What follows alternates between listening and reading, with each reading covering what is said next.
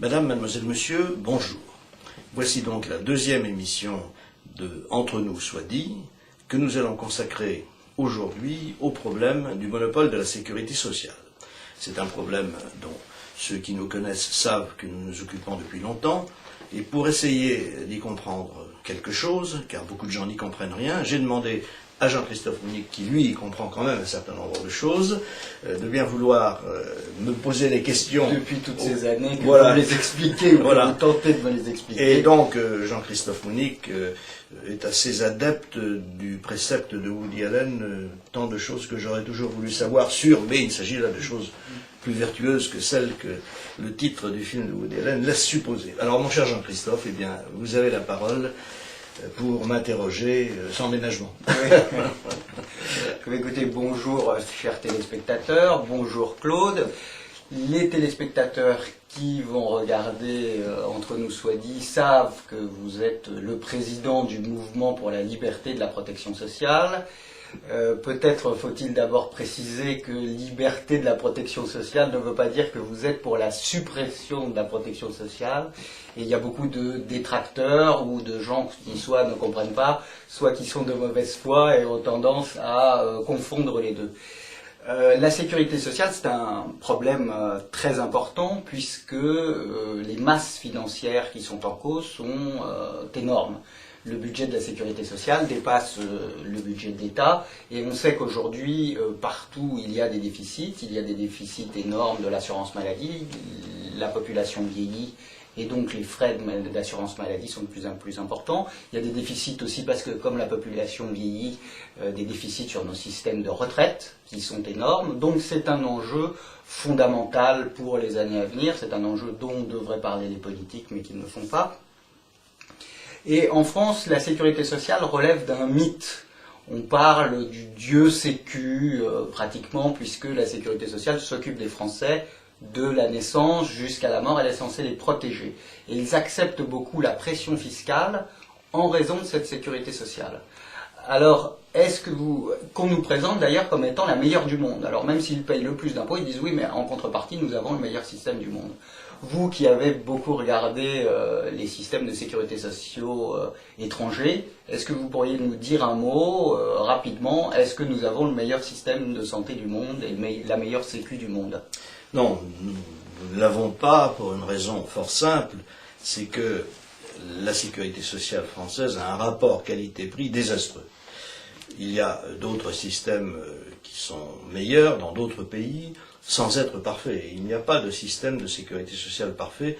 Le seul qui serait, sinon parfait, du moins bon, serait celui qui consisterait à laisser les citoyens arbitrer le plus possible leur choix en matière de protection sociale. La difficulté, c'est toujours la même. Qui doit décider? Est-ce que c'est un organisme tout-puissant, dirigé par des énarques tout-puissants ou sous leur version étrangère, qui doit décider, ou est-ce que c'est le citoyen lui-même?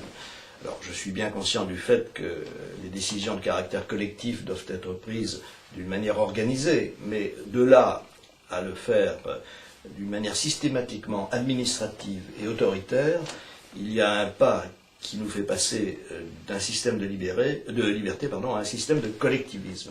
Donc c'est ça le véritable critère de la protection sociale. Aucun pays au monde n'a vraiment résolu ce problème pour une raison très simple. C'est que le XXe siècle et le XXIe siècle voient un allongement, et vous y avez fait allusion tout à l'heure, très important de la durée de la vie. D'une part, et d'autre part d'un progrès médical qui est une bénédiction, car c'est ce qui permet d'avoir une longévité qui s'accroît, je vous le rappelle en France par exemple, d'un trimestre par an, ce qui fait que les Français vivent de plus en plus vieux, et par conséquent, ils vivent dans des conditions bien meilleures, puisque auparavant la vieillesse était synonyme de mort rapide et de maladie incurable. Ça n'est plus le cas aujourd'hui. Mais aucun pays au monde jusqu'à présent n'a réussi à maîtriser parfaitement le système, mais il y en a qui maîtrisent mieux que d'autres, même si toute maîtrise a ses limites, et la France est sans aucun doute parmi les pays qui le maîtrisent le plus mal, alors même qu'au départ, son système a bien fonctionné pendant un certain nombre d'années. Mais aujourd'hui, nous sommes dans une situation où, pendant des décennies, on n'a pris aucune mesure qui permette de modifier la structure du système, et donc nous nous trouvons maintenant dans une situation où l'explosion ou l'implosion, comme on préférera, est inéluctable, tout simplement parce que il y a de plus en plus, et vous l'avez évoqué tout à l'heure, de personnes dont l'âge implique un risque de maladie important, et d'autre part un nombre de cotisants pour la retraite de plus en plus faible par rapport au nombre de retraités. Donc toutes ces dispositions exigeaient depuis au moins 15 ou 20 ans que des mesures soient prises. La France y est systématiquement opposée, et aujourd'hui nous allons vers une situation qui va devenir rapidement apocalyptique.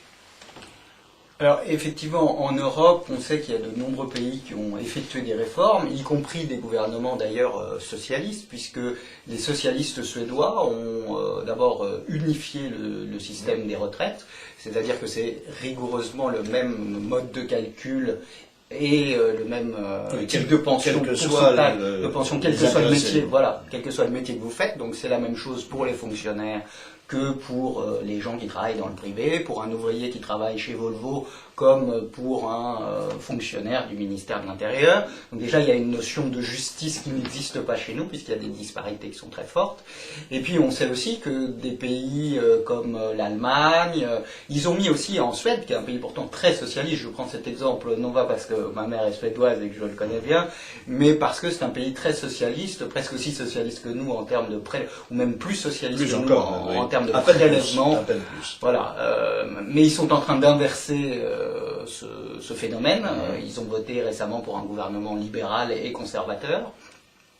Et donc en Suède, non seulement ils ont repoussé l'âge de la retraite, qu'ils ont mis à 67 ans pour les hommes et 65 ans pour les femmes, mais en plus, sur les systèmes de santé également, ils ont joué, et puis ils ont mis aussi en place un système de retraite par capitalisation, donc un système d'épargne retraite. Les Suédois, tout socialistes qu'ils sont, ne sont pas opposés à une épargne, tout simplement. Il n'y a qu'en France qu'on atteint ce degré d'absurdité.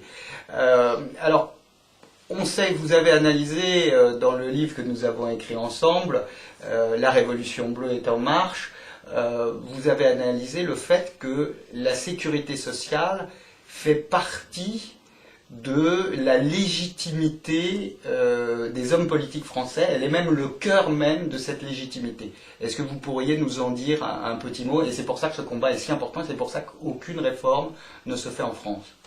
Oui, la légitimité n'est peut-être pas le mot qui convient le mieux, elle est plutôt à la base de leur pouvoir.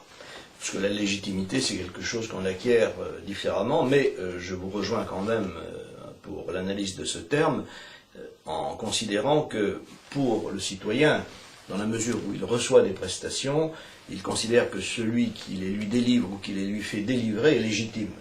Mais ça ne fonde pas, dans l'analyse politique, ça ne fonde pas une légitimité. En revanche, ça fonde la légitimité du système social. Système, voilà, ouais. Exactement.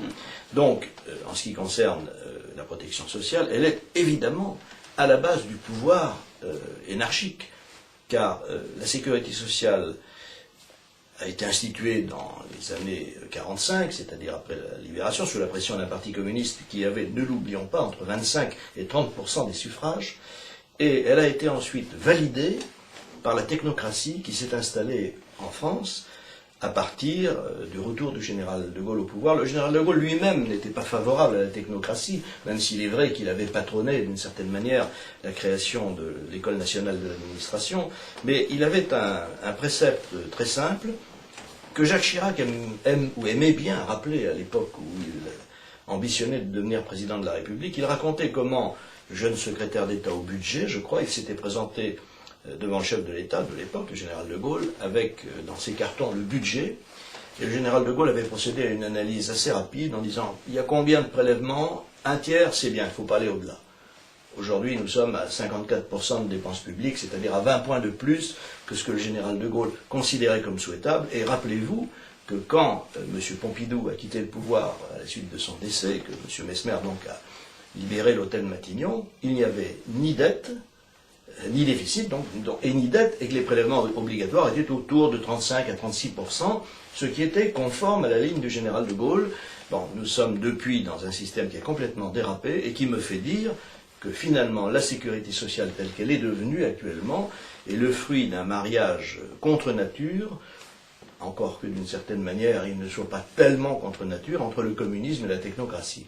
Et nous en sommes maintenant à un système qui est devenu totalement incontrôlable, qui est en train de dévorer la substance de la nation et qui est en train de ruiner le pays. Il l'a déjà considérablement ruiné, mais aujourd'hui, quand vous voyez tous les jours, c'est absolument hallucinant, des entreprises qui ferment, je ne parle même pas de celles qui se délocalisent, mais il y a tous les jours 200, 300, 500 emplois qui sont supprimés partout, ici et là, et des gens désolés qui disent mais comment ça nous arrive à nous, c'est épouvantable. Mais voilà, c'est très simple, c'est la Sécu qui a tué leur emploi. Et au lieu d'essayer de réfléchir, au lieu d'essayer de dire mais enfin pourquoi cela nous est-il arrivé, ils préfèrent geindre, ce qui est tout à fait normal, et surtout ne pas se poser de questions. Alors là, nous abordons le sujet qui est majeur. Qui devrait leur expliquer? Bon, à part nous, voyez-vous quelqu'un? Non, personne. C'est toute la difficulté parce qu'effectivement, les Français et la classe politique leur vend cette explication. On leur dit oui, mais vous êtes en concurrence avec la Chine. Alors évidemment, quand on connaît les salaires chinois, le Français se dit ah ben c'est vrai, comment pourrais-je lutter contre un salaire chinois? Je suis foutu. Le seul moyen, ce serait de mettre des barrières tout autour, que l'État me paye jusqu'à la fin de ma vie, parce que jamais je retrouverai d'emploi, tout un tas de fausses solutions, et parce qu'on pose mal le diagnostic. En fait, les Chinois, ils sont en concurrence avec tous les pays du monde, et pourtant, nous avons un fort déficit commercial. L'Allemagne a un énorme excédent commercial, 30 milliards d'euros de déficit pour la France, 150 milliards d'euros d'excédent pour l'Allemagne. Et puis, et c'est le cas de la plupart des pays européens qui ont des excédents commerciaux, en dehors de l'Espagne qui a aussi un fort déficit. Donc, nous ne sommes pas en concurrence avec les Chinois, ne serait-ce qu'en nous comparant avec les autres pays européens, on voit que les performances françaises sont lamentables. Alors, est-ce que vous pensez qu'il y a une différence aussi par-delà de philosophie des Français? Est-ce que vous croyez que l'état d'esprit des Français est différent, ou est-ce que ça tient uniquement à notre classe politique qui serait défaillante ou complice ou embourbée dans un système dont elle n'arrive plus à se sortir? Non, je pense que, comme vous venez de le dire, nous sommes dans une situation où vraiment la classe politique est défaillante, complètement défaillante. Elle est défaillante d'ailleurs par intérêt. Elle sait parfaitement ce qu'il faudrait faire, elle ne le fait pas parce qu'elle sait qu'elle risque fort, et même c'est sûr, de perdre le pouvoir à partir du moment où la redistribution s'arrêtera. Parce qu'ils sont effectivement les organisateurs de ce miracle dont parlait Cocteau. Si nous ne sommes pas les organisateurs feignants de l'être, disait-il, si ces mystères nous dépassent. Mais en réalité, ils savent parfaitement ce qu'il en est. Et ce qui est terrible dans la situation de la France, c'est qu'elle a fait les choix les pires alors qu'elle pouvait faire les meilleurs sans aucune difficulté. Car, vous savez, on dit des grands brûlés qu'ils meurent de soif à côté d'une piscine. C'est exactement le cas de la France.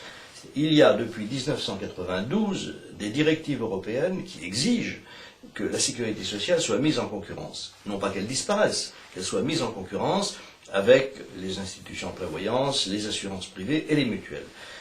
Les Allemands avaient depuis longtemps un système qui était assez semblable, mais qui était limité, les Néerlandais aussi, et ces dispositions ont été prises en 1992 pour une raison très simple, qui tenait à la construction européenne et à la liberté de circuler et de s'installer. Le monopole est évidemment un empêchement considérable à la liberté de s'installer et de circuler, puisque, pour ne prendre qu'un exemple, celui d'un citoyen allemand, par exemple, détenteur d'une assurance privée, s'il vient s'installer dans un pays à monopole comme la France, la première chose qu'on lui réclamera, ce sera des cotisations de sécurité sociale, par exemple pour la maladie. Il dira, mais je suis déjà assuré, je n'en ai pas besoin. Et on lui répondra, mais de toute façon, c'est un monopole, vous êtes obligé. Donc, pour éviter que cette situation ne vienne perturber gravement la libre circulation en Europe, qui, je vous le rappelle, a été décidée par l'acte unique en 1986, donc ça n'est pas d'hier, ça fait 21 ans maintenant. Et donc, pour éviter que cette situation n'interdise une véritable construction européenne, les chefs d'État européens ont décidé, en 1992, de supprimer tous les monopoles sociaux. Alors, cette décision a été prise en son âme et conscience par M. Mitterrand, qui était, je vous le rappelle, président de la République à l'époque et socialiste. Certains disent qu'il ne l'était pas tellement, mais enfin, en attendant, il était à la tête d'une formation politique et d'une alliance qui était réellement socialiste et de gauche. Les ministres communistes ont participé à cette décision. Et donc, M. Mitterrand a décidé parce qu'ils considéraient que l'Europe était plus importante que le monopole de la sécurité sociale, de sacrifier ce monopole. Et, ironie de l'histoire, car vous savez que les directives européennes ne prennent vraiment effet que quand elles sont transposées, même si on peut toujours essayer d'arguer du fait qu'elles sont parfois d'effet direct, c'est un autre socialiste, M. Jospin, qui a transposé la partie majeure de ces directives, celle qui est relative aux mutuelles, en 2001. Donc ce sont deux socialistes marquants, l'un président de la République, l'autre Premier ministre, et un autre président de la République, M. Chirac, qui a signé ces ordonnances en 2001, qui ont bouleversé la donne. Et il se trouve que, malgré ces textes, malgré ces lois françaises maintenant, l'application de ces mesures n'est toujours pas généralisée et qu'il faut encore se battre pour les faire appliquer. C'est tout notre combat. Mais le résultat de tout cela, eh bien, c'est la situation que vous venez de décrire. C'est-à-dire que les Allemands n'ont pas vraiment utilisé ces dispositions qu'ils avaient déjà plus ou moins intégrées dans leur système, mais ils ont pesé sur les salaires. Bon, d'un point de vue social, c'est évidemment difficile et c'est une souffrance. Les Allemands sont moins bien payés, mais c'est ce qui leur permet d'être très forts sur les marchés extérieurs. Les Français n'ont fait ni l'un ni l'autre. Bon. Or, il était facile d'augmenter le pouvoir d'achat des salaires en diminuant les prélèvements, puisque vous savez qu'un salarié se voit prélever sur 100 euros de salaire, 20 euros qu'il va devoir consacrer à la protection sociale, et que l'entreprise, quant à elle, va verser 50 euros. Donc le total, ça fera 150 euros, qui en réalité sont sortis de la poche du salarié, car il n'y a pas de cotisation patronale dans les faits. Une entreprise ne peut pas inventer de l'argent. Ce qu'elle a, c'est ce qu'elle a gagné grâce au travail des salariés. Et c'est ce que coûte réellement la protection sociale d'un salarié, c'est ce qu'on lui prélève, et c'est ce que l'employeur verse à la sécurité sociale en son nom. Donc nous sommes dans une situation où nous aurions pu tout de suite, et encore maintenant, augmenter de 25% au moins, et rien que pour la maladie, le pouvoir d'achat, le montant des salaires, et donc le pouvoir d'achat, et donc peser d'une manière très positive sur la consommation et l'investissement. Au lieu de cela, pour défendre un mythe, et surtout un intérêt pour beaucoup, on laisse la France agoniser sous le poids de la concurrence internationale sans prendre aucune mesure de résistance.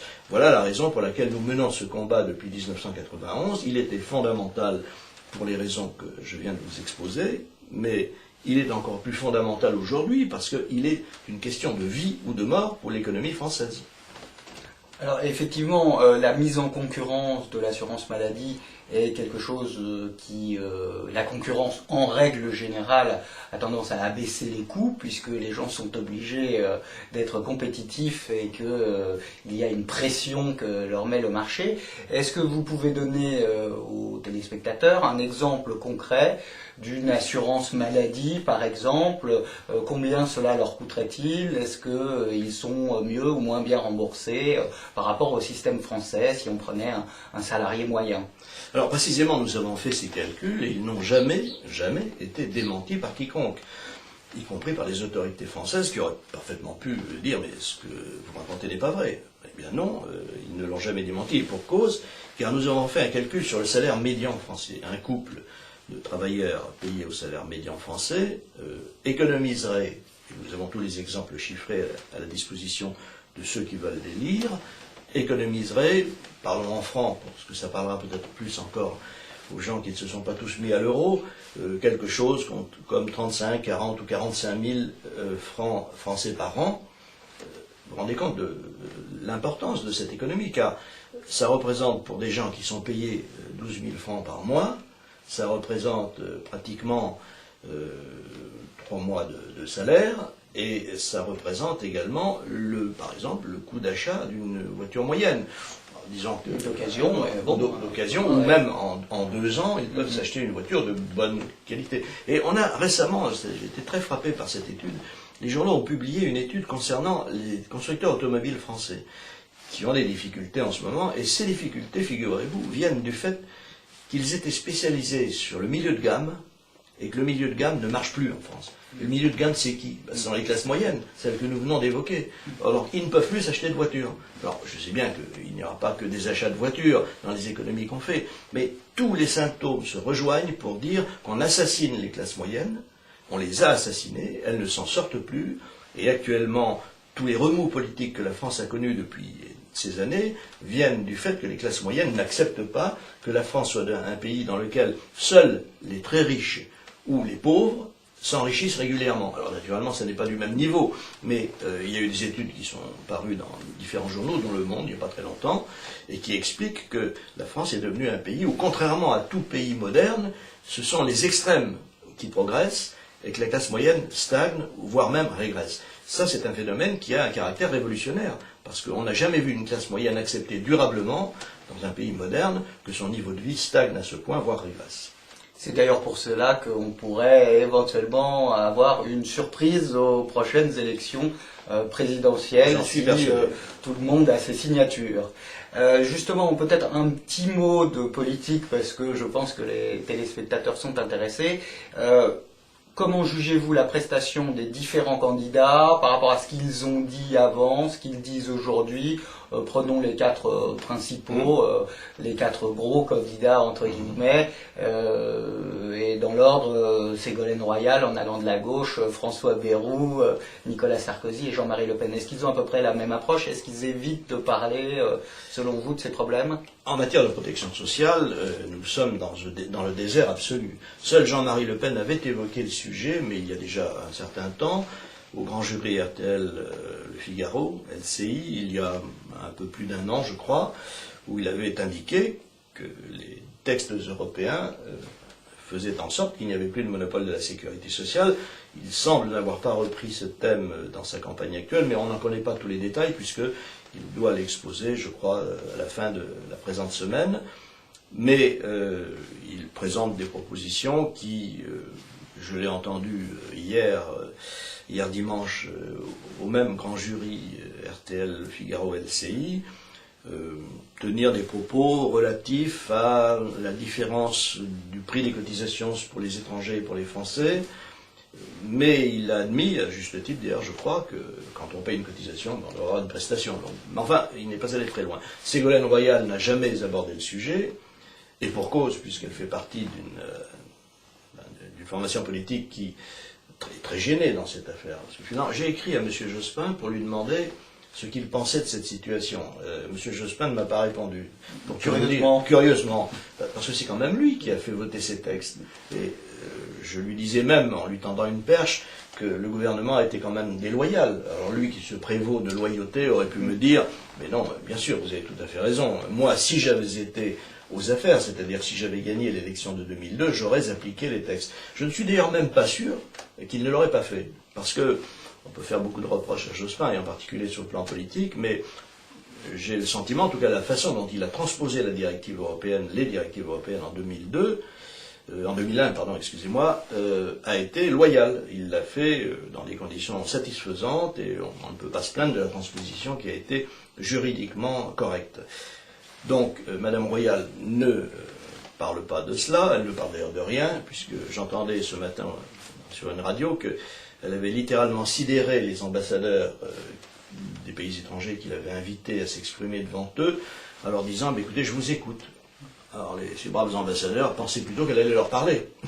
Donc, ça n'est pas le cas. Monsieur Sarkozy, j'ai lu encore ce matin... Vous savez, pardon, une boutade comme ça, mais pour amuser la glace, voilà, vous savez quel est le prénom de Madame Royal. Ce n'est pas du tout Marie Ségolène. Ah non, je ne savais pas. C'est Bécassine, peut-être, non? Et non plus. C'est Couscous. Ah bon? Eh oui. Pourquoi? Elle fait des boulettes, elle patauge dans la semoule, et elle a un pois chiche à la place du cerveau. Ah, très bien, très bien. Mais écoutez, vous allez vous mettre tous les amateurs de couscous, qui sont très nombreux. Il paraît qu'il y a plus d'amateurs de couscous en France que d'amateurs de pot-au-feu. Ça ne m'étonne pas, voilà. compte tenu de la... Non, mais ça ne tient pas à l'immigration, ça tient probablement au fait que c'est une bonne recette, et très agréable. Donc elle s'appelle Couscous. Marie Couscous, peut-être. Marie Couscous. Pardon, je vous avais coupé, et donc vous alliez nous parler de François Bayrou. Alors, et puis d'abord de Sarkozy, puisqu'on essaie de prendre les sujets, non pas dans l'ordre, puisque j'ai commencé à parler de Jean-Marie Le Pen, puisqu'en effet, il s'était exprimé hier soir. Alors, Nicolas Sarkozy, ce matin, dans la presse médicale, a dévoilé un programme qui s'apparente beaucoup à un statu quo systématique. Il n'y a aucune mesure nouvelle. Bon, c'est du bricolage et ça n'a strictement aucun intérêt. Quant à François Bayrou, il ne prend pas beaucoup de position, puisque il a pendant des années dit changement, changement, changement, c'était l'essentiel de sa politique. On ne savait pas ce qu'il voulait changer, mais enfin, c'était sa politique.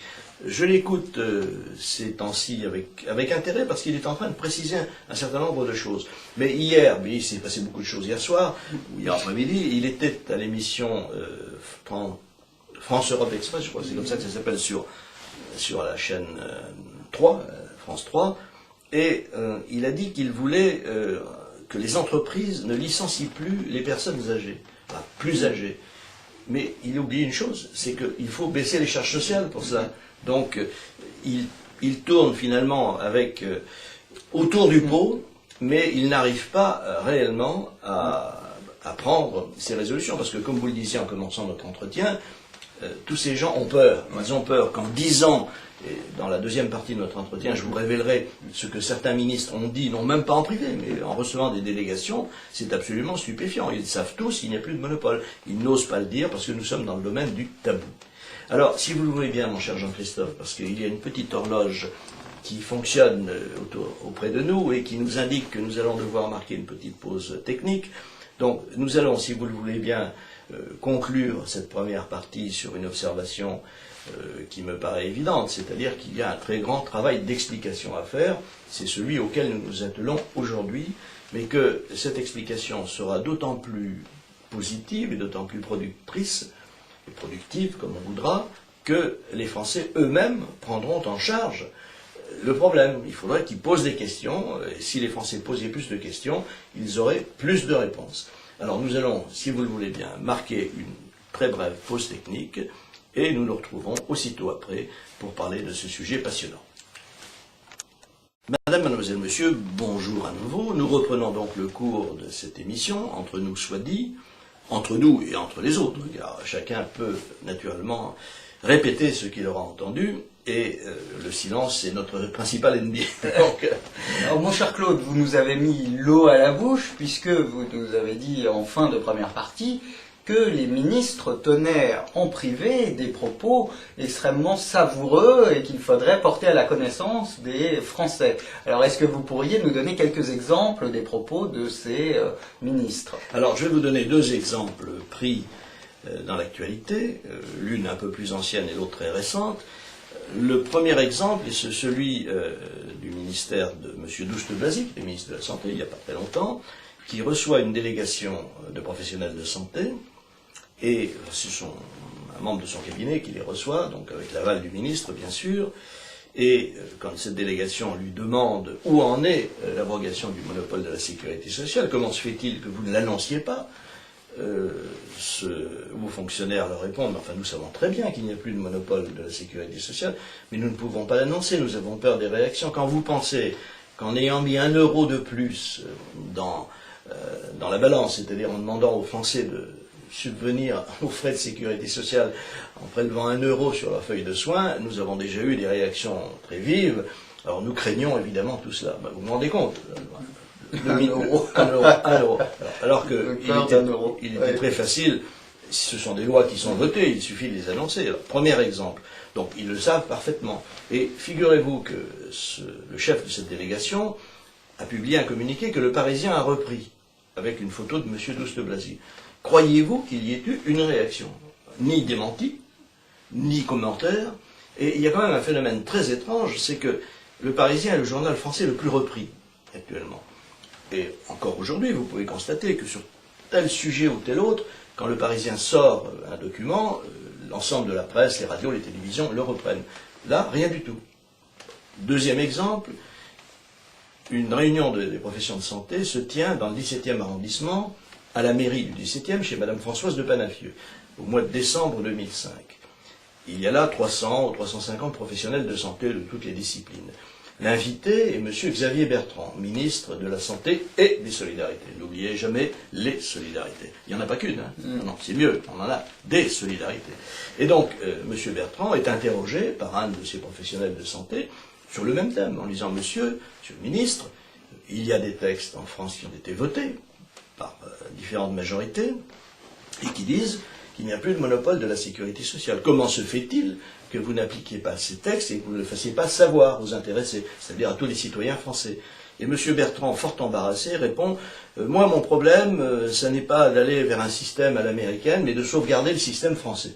C'est extraordinaire. Il ne dit pas qu'il respecte la loi, il avoue qu'il la viole, et en même temps, il dit qu'il ne veut pas instaurer un système américain, ce qui n'a strictement aucun rapport. Le système des directives européennes devenu loi française n'a rien à voir avec le système européen, et en même temps, il avoue franchement qu'il ne respecte pas la loi. Mais à quel degré d'abaissement est arrivée notre démocratie pour que des ministres puissent dire « je ne peux pas le dire au peuple parce que j'ai peur », et qu'un autre ministre dise moi je ne respecte pas la loi parce que je ne suis pas favorable à ce système. Donc à quoi bon des lois, à quoi bon un parlement, à quoi bon même des ministres?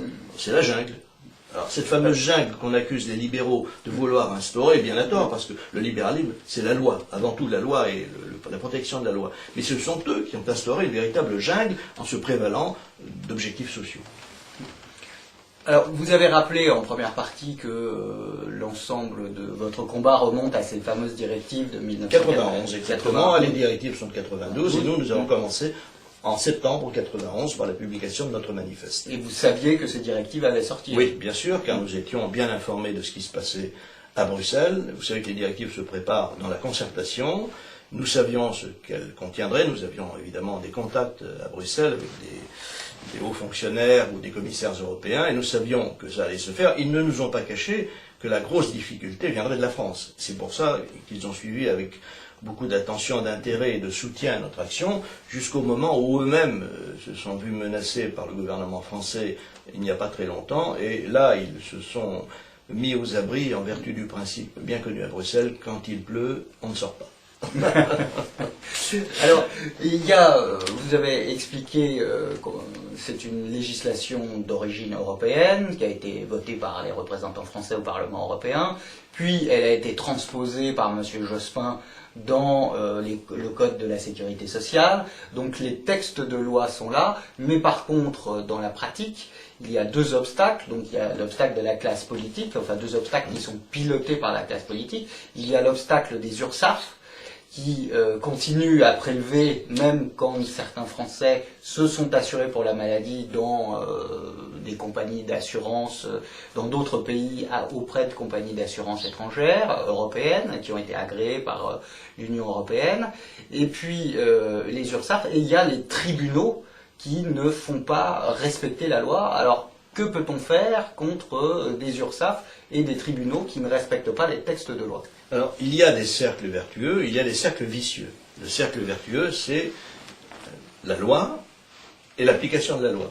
En France, nous sommes dans un cercle totalement vicieux, qui est la loi, non-application de la loi, mensonge des politiques ou abstention d'information, et encouragement aux organismes sociaux et aux tribunaux de ne pas appliquer la loi.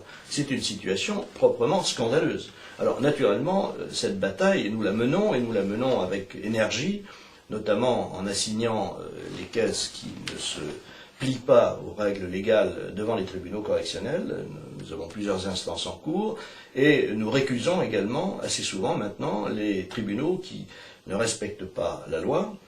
Et il est vraisemblable, s'il continue, ce que je ne crois pas, parce qu'il vient d'avoir une décision très importante du Conseil d'État, qui, fait exceptionnel, a publié un communiqué pour dire qu'il fallait dorénavant que la France, que les organismes français, qu'ils soient judiciaires, administratifs ou autres, respectent les dispositions communautaires qui sont supérieures au droit national. C'est la règle.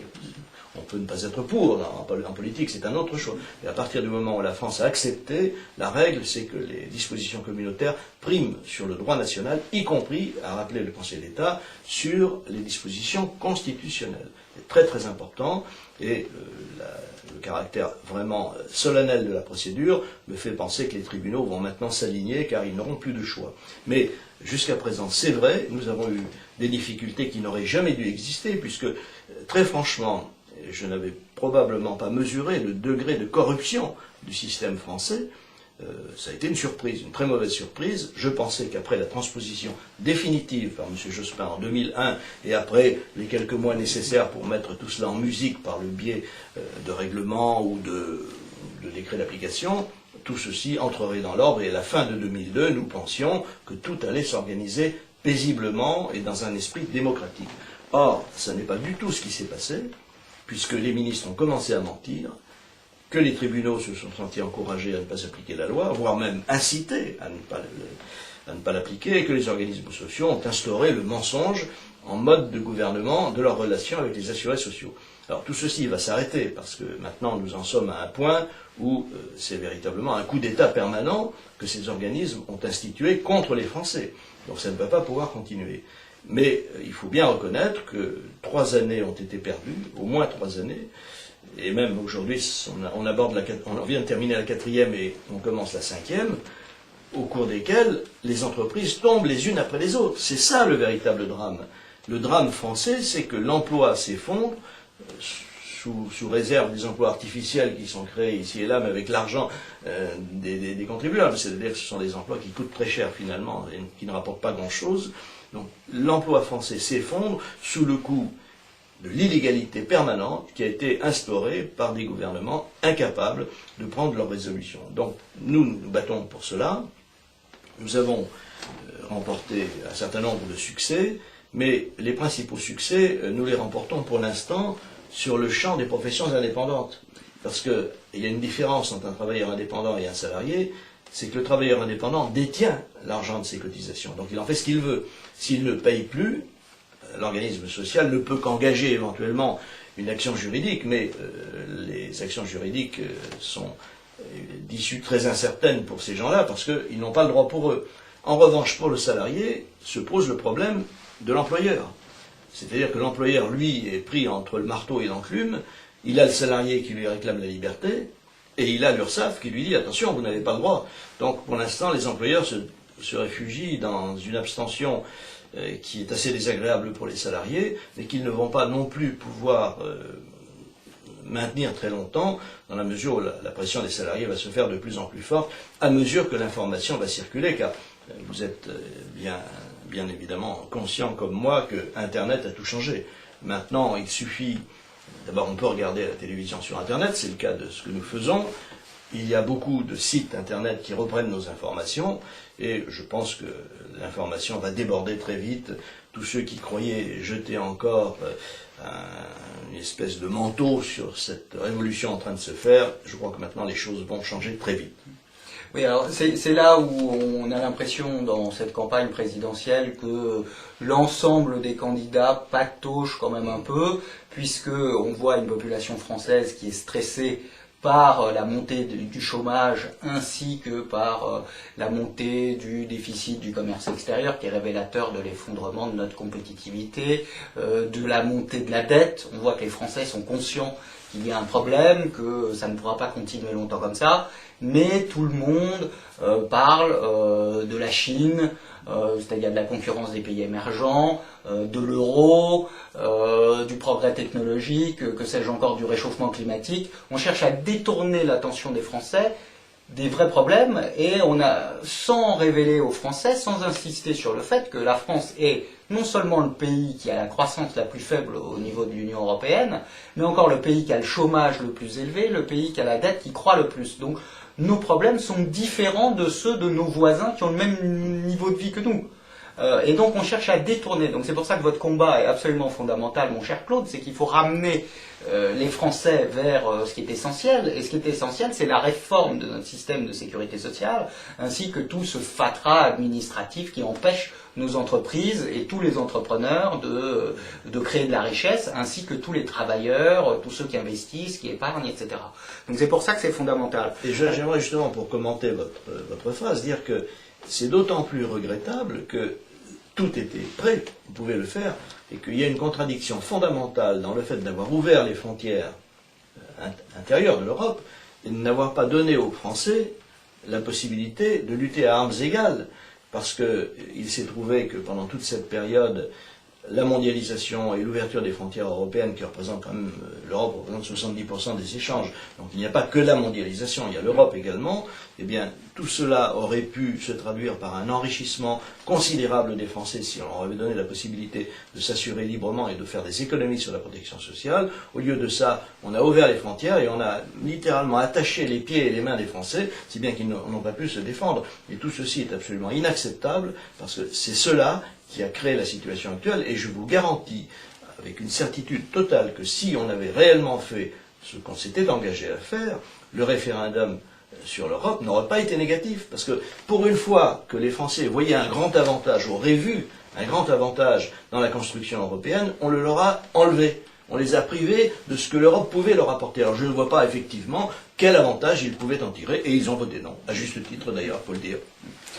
Alors, on a signalé le fait que les textes de loi sont parus, et il y a sur votre site des informations tout à fait importantes et qui pourront lever le scepticisme de tous ceux qui ne croient pas au fait que la loi a changé. C'est-à-dire que les administrations elles-mêmes reconnaissent qu'il n'y a plus de monopole de la sécurité sociale.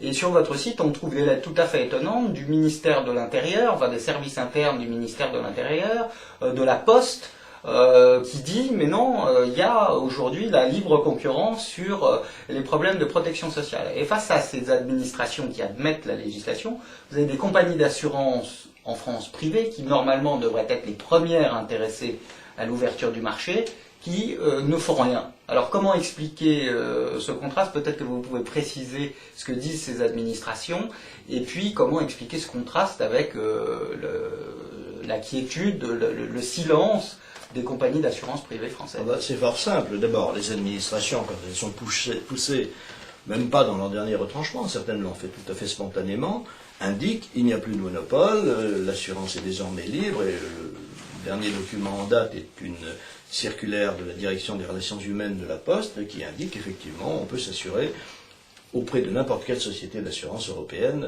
sans aucune difficulté. Mais les compagnies d'assurance françaises, les sociétés privées, agissent ainsi, c'est-à-dire s'opposent à l'entrée en vigueur de la fin du monopole parce qu'elles ont un marché captif. C'est-à-dire qu'elles se sont regroupées dans des organismes qui s'appellent la RAM, par exemple la Réunion des assureurs maladie, qui comportent l'ensemble des sociétés d'assurance privées françaises. Et ils se présentent comme des organismes de sécurité sociale, alors que ce sont des organismes commerciaux, ce sont des sociétés commerciales. Et ils ont 1,5 million à 2 millions de contrats captifs, et leur souci, c'est vraiment à la française, comme on dit, c'est de garder le marché captif plutôt que d'essayer de se porter sur un marché concurrentiel. Et en même temps, les sociétés d'assurance étrangères sont en permanence menacées par le gouvernement français, la direction des assurances à Bercy, qui leur dit ne venez pas, c'est un casus belli. Alors vous vous rendez compte dans quelle situation? Vous savez, c'est un système mafieux, il n'y a pas d'autre mot. C'est quoi une mafia finalement? Ce sont des gens qui agissent en dehors de la loi et qui n'utilisent que leur loi propre. Alors je ne dis pas que les fonctionnaires de Bercy sont armés de revolvers particulièrement puissants de Magnum 357.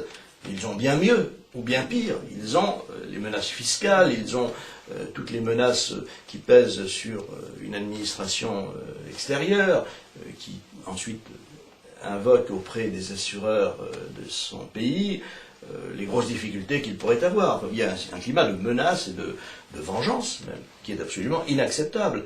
Et face à cela, eh bien, il y a des Français amorphes, et un groupement, le nôtre, qui se bat presque à main nue, parce que nous n'avons pas beaucoup de moyens, même si nous avons fait beaucoup de choses, mais nous avons une foi inébranlable, et c'est ce qui nous a permis de remporter autant de succès, car tous les succès européens, c'est nous qui les avons remportés, grâce à des batailles juridiques extrêmement sérieuses et extrêmement dures, parce que les arguments ont été échangés qui nécessitaient une parfaite connaissance de tous ces mécanismes, mais nous avons actuellement une société où nous sommes dans la situation des juges siciliens, si vous voulez, contre une mafia.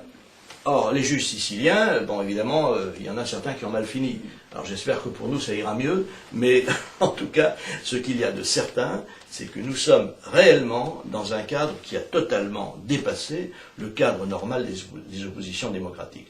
Et ça, c'est extrêmement grave. Et je vous avoue que pour moi, ça a été, j'ai une certaine expérience quand même des relations avec l'État, les administrations et la politique, mais vraiment je n'imaginais pas que la corruption, au sens propre du terme, je ne dis pas que ces gens touchent de l'argent directement, mais ils en touchent par le fait qu'ils se maintiennent à des fonctions particulièrement attractive grâce au maintien d'un système illégal. Donc c'est vraiment un phénomène de corruption générale et les Français devraient s'inquiéter beaucoup de cela. Car la corruption, c'est ce qu'il y a de pire dans un pays. Un pays où les lois ne sont pas respectées est un pays où tout peut arriver. La France est devenue un pays où tout peut arriver. Alors pour reparler un peu des médias, vous avez cité Le Parisien, qui est un journal qui rend régulièrement compte des avancées du problème avec sur la fin de du monopole. Et beaucoup de fidélité aux faits. Ce qui est quand même, dans la presse française actuelle, un événement relativement exceptionnel. Alors il y a Le Parisien, RMC vous a donné la parole plusieurs aussi, fois également. Plusieurs oui. fois.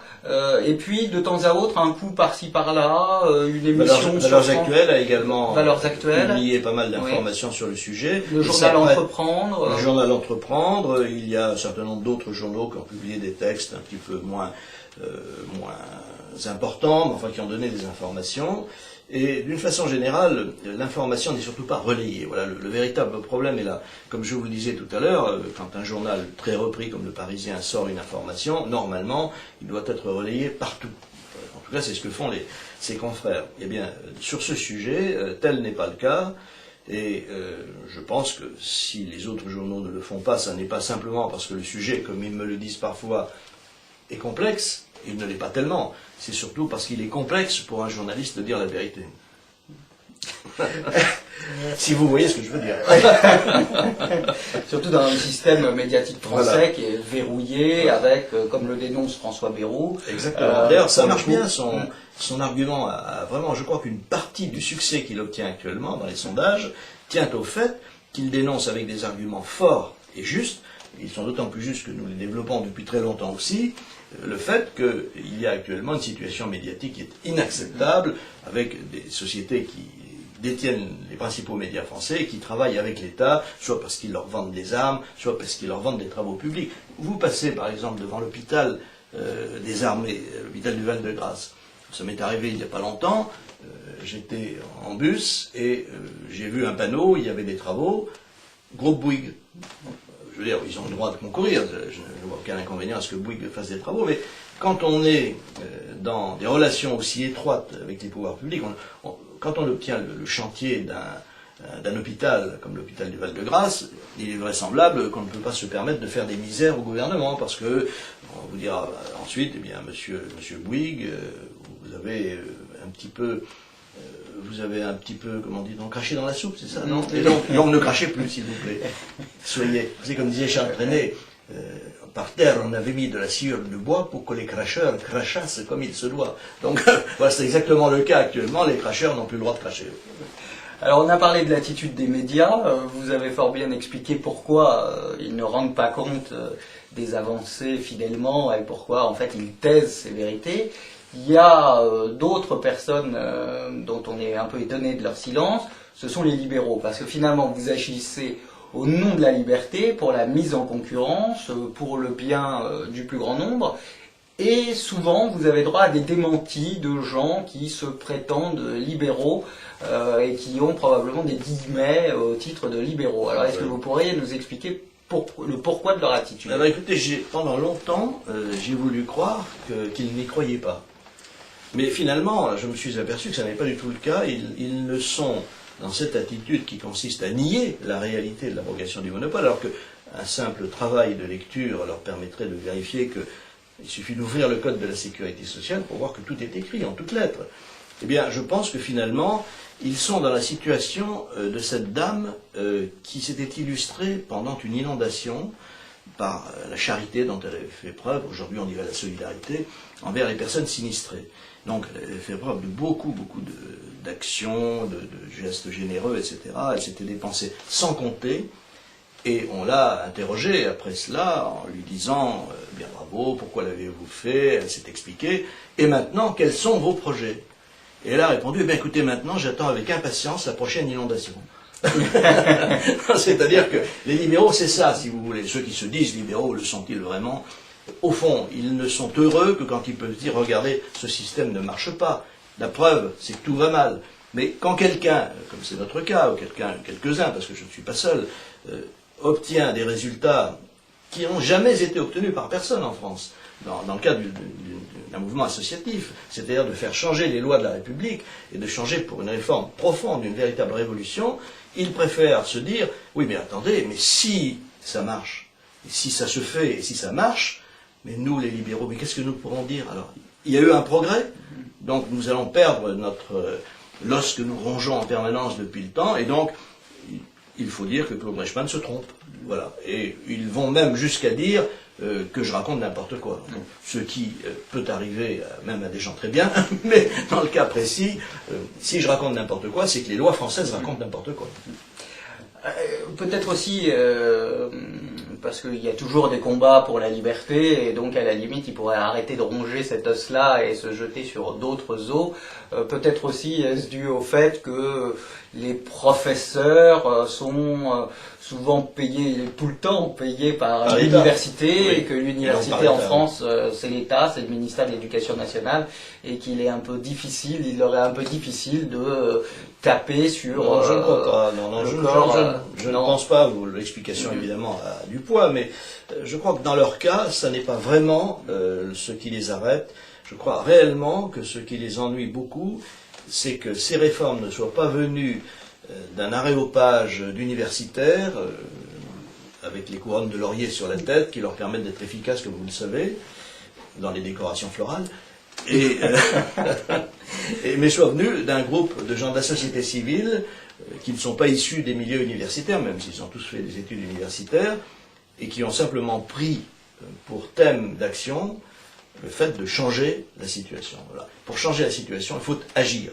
Nous avons agi sans arrêt, et nous avons agi avec un substratum d'études juridiques et de conseils très importants, mais ce qu'ils ne nous pardonnent pas, c'est que nous avons agi et réussi. Et pour eux, c'est une véritable, j'allais dire, c'est une baigne qui se prenne à travers la gueule, alors que ça ne devrait pas être le cas. Bon, si quelqu'un de mes amis réussit, je suis heureux. Je ne vois pas pourquoi. En quoi ça pourrait me gêner? Bien au contraire, je me réjouis que des avancées qui sont faites dans la liberté, même si elles sont trop rares. Mais en ce qui les concerne, bon, ils ont fait preuve tout simplement des limites que peuvent comporter leur action et de la réputation qu'ils ont. Mais vous savez, comme on le dit, le bon Dieu reconnaîtra les siens. Alors mon cher Jean-Christophe, est-ce que vous avez une dernière question à me poser? Parce qu'il nous reste 3 minutes, vous savez. 3 minutes comme le temps passe. Oui, oui, par contre, si vous avez dit que le combat, il est mené beaucoup par les gens, uniquement par les gens de la société civile. Oui. Alors on sait que récemment, il y a le syndicat des chirurgiens anesthésistes, des anesthésistes libéraux, oui, qui est entré dans la bataille. Est-ce que c'est un renfort de poids? Est-ce que vous en attendez beaucoup? C'est capital, car c'est la première fois qu'un groupe médical, autre que le nôtre, entre dans la bataille, et donc les pouvoirs publics ont pris très peur. À juste titre d'ailleurs, car les anesthésistes libéraux ont une position stratégique.